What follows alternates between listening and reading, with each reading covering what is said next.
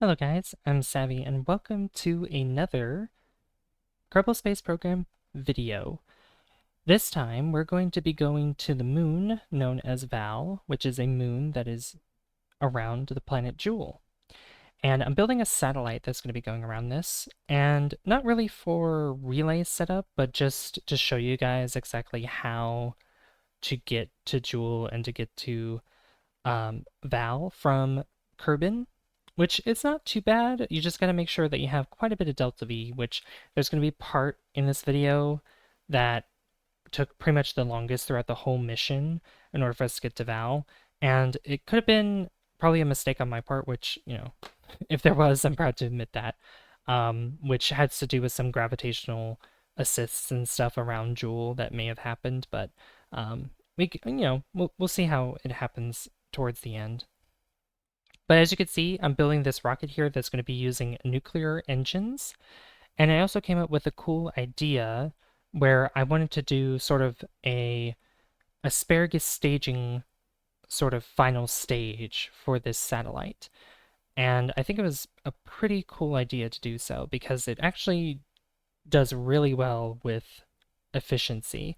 And I mean, the way that I had it set up before probably would have been enough anyway for that, but getting rid of that extra weight there would definitely increase the amount of delta V, or yeah, increase the amount of delta V that we have once we expose or remove the rest of the fuel that's in these side fuel tanks.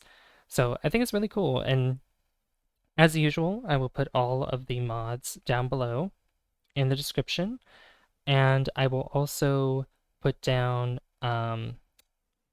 let's see, yeah, the mods in the description. And at the end of the video, I will also put my stream that actually involved Vall as well, because this actually is based off of a mission that I was doing in one of my streams previously. And one of those streams involved actually going to Vall, and I got one mission where I orbited Vall, but then I got my Kerbal stuck. I got Jebediah stuck around Vall. But then, for some reason, I got myself stranded even though I thought I had enough Delta V. So, and I think the problem was I was not using nuclear fuel. Not nuclear fuel tanks or engines at all, and that was probably the problem overall. Which, learning from my mistakes and stuff like that. So then I decided to do a rescue mission during that stream, and it was successful. And not only did I rescue them, but I also landed on Vall.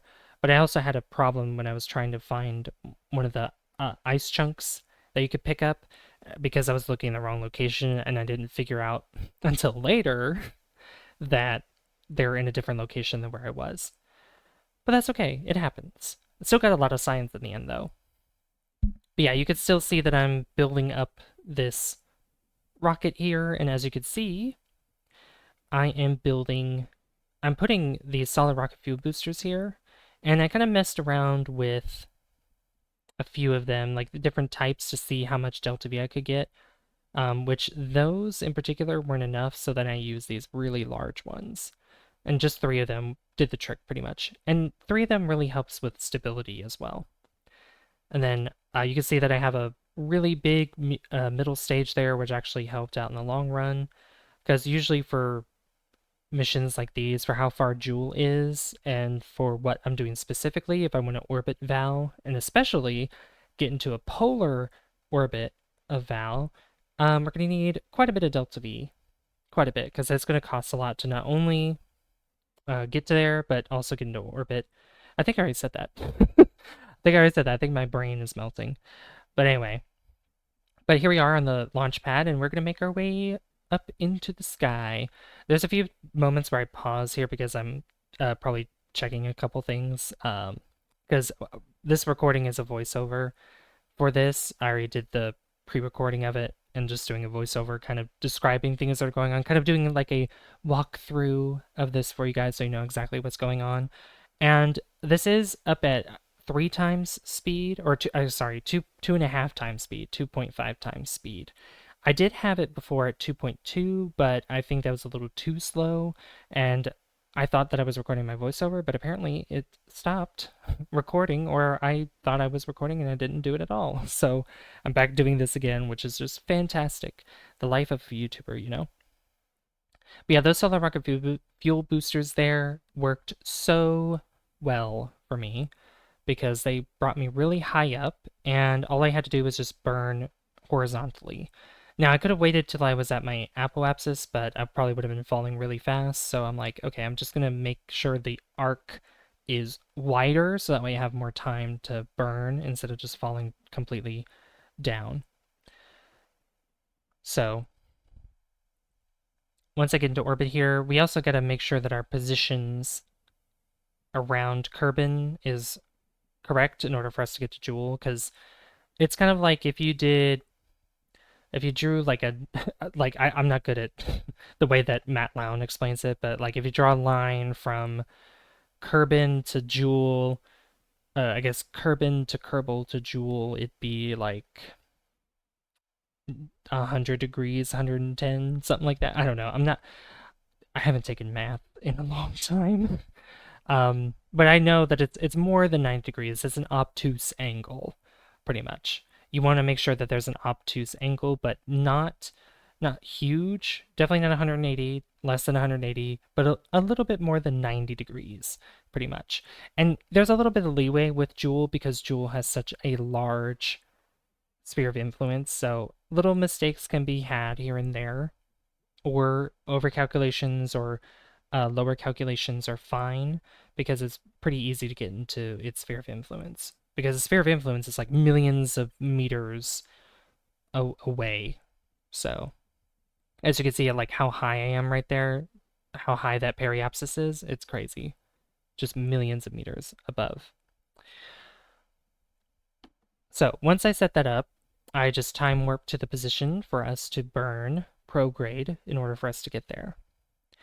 Now, this gives me good practice for Vall as well, especially with more landing missions that I plan to do with Vall, because in the next stream that I plan to do with this, which will be probably sometime this week, either this weekend or maybe a little bit sooner, probably on Thursday, something like that, depending on the lineup that I have for other games that I'm going to play.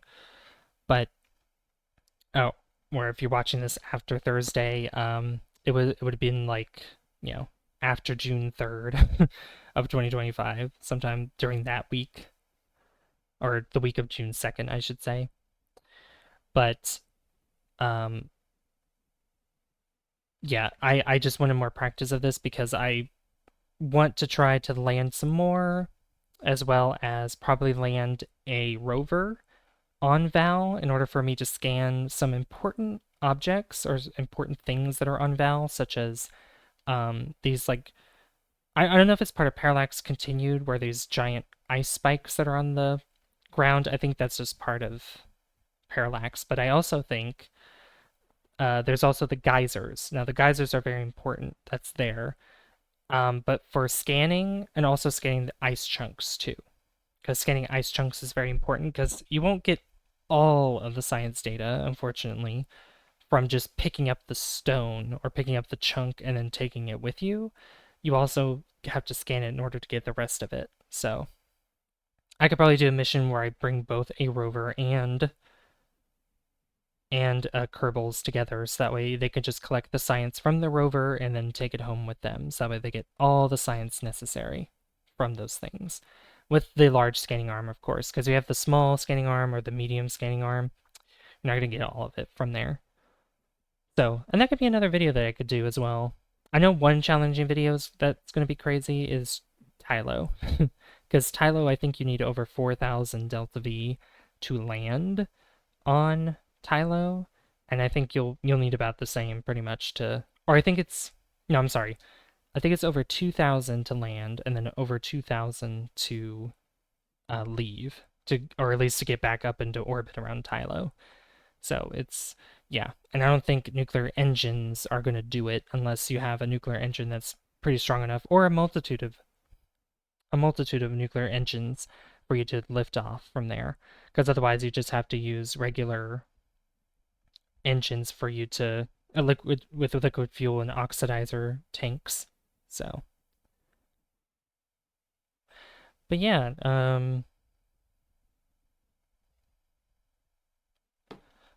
we make our way to the second maneuver node that's here. And this is going to get our position correct for getting a horizontal direction with Jool, or horizontal meetup with it. And we also get to get some gravity assist from Jool, or not Jool. I mean, I guess, yeah, Jool in a way, but we're stopping at Jool. But getting a gravity assist from Tylo to try to capture our orbit. But I don't think I did it that well because I always get confused when I'm going into a planet that has moons, like which direction I'm going from. Because if I'm going in from the left side of a planet, and if I meet up with a moon that's also on the left side, do I stay out to the left or do I go to the right to slow me down? Because if I look at the orbital direction of Tylo, and I think Jool's the same way too, is they orbit counterclockwise. They orbit counterclockwise, so I want to go clockwise directions. That way, their orbit is like pulling me, or their orbit. Yeah, well, yeah, their orbit is pulling me in because they're orbiting one way, but then also the rotation, like the tidal forces, is pulling me back as well. I'm not sure. Like that part always confuses me for the most part, but I might have some idea of it, but not entirely. So, oh well.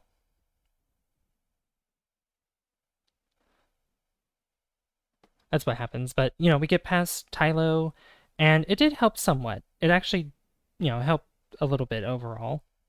It wasn't a complete loss. However, I had to use a little bit more fuel to burn, which is totally fine as well. Totally fine with me. Because this stage right here did a lot for me. Not only did it help me position a more horizontal meetup with a Jool, but it also got me into orbit and then some to get to Vall. So it lowered my orbit quite significantly. And that also ultimately helped us slow down quite a bit. And typically, I mean, really, the meetup you want to do with these moons, these celestial bodies, is you want to meet up with them at the highest point of your orbit, at least as best as you can, which is your apoapsis. But instead, I go I go with my periapsis, which is not a good idea.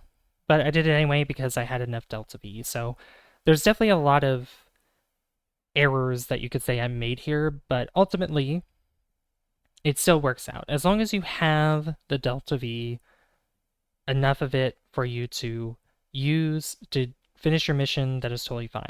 Now the only thing is that I probably would have had enough to get back home if I wanted to, but this was a one-way mission to do this. So it wasn't too bad. Definitely wasn't bad overall. Yeah, Tylo kept getting in the way as well a few times because Tylo's gravity its sphere of influence is quite large, because it's the largest moon of the Jool system. And also, if you want to know about the size difference of Vall, Vall is slightly larger than the Mun. It is slightly smaller than Laythe, so it goes in order of from biggest to smallest. Tylo, Laythe, Vall. I think it's Pole, then Bop. I think Bop is the smallest, which eventually we're going to be going to Bop and Pole at some point. But Vall's the main focus here.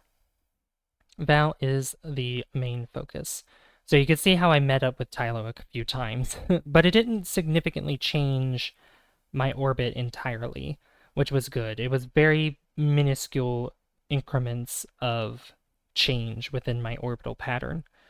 And the weird thing about this one is that Vall is that I have the orbit above Vall with the pole, which is what I wanted, but somehow, some way, I think Tylo interfered again and it changed slightly with the way that I wanted it to go, which you'll soon find out here in a moment.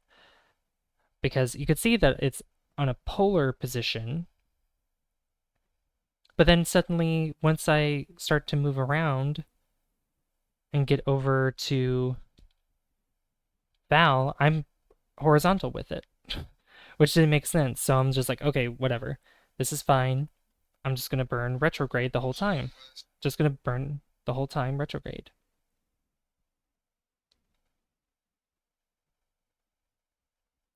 And this is the part I was talking about that was taking the longest to do.